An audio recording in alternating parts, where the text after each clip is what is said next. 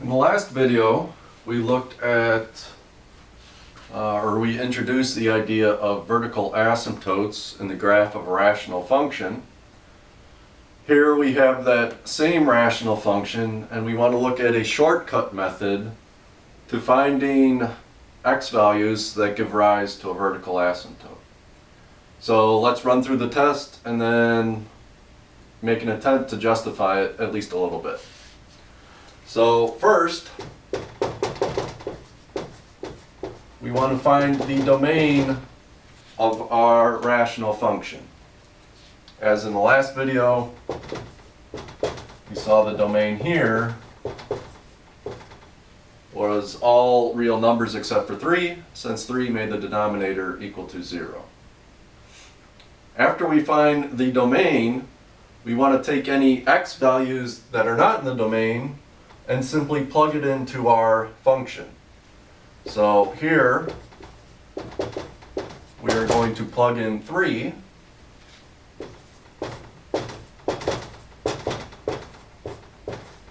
which gives us 3 divided by 0. And of course, 3 over 0 is an undefined number. Now, because we got a non-zero number over 0,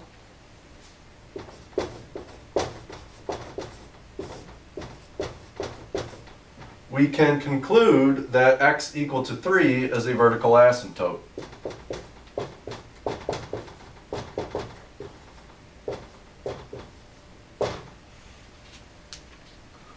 Well, the question is, why can we go ahead and make that conclusion? Well, if you go back to the last video, you'll see that as our x values got closer to 3 from the right, the numerator got closer and closer to 3, while the denominator got closer and closer to 0. So our function blew up toward infinity.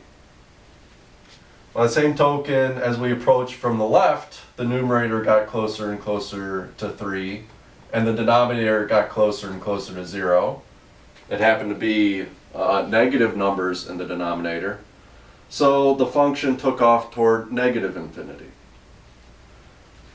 So what happens when you get a non-zero number over 0, that indicates that the numerator is approaching some non-zero number while the denominator is heading off toward 0. And when that happens, you get a vertical asymptote. Let's look at another example.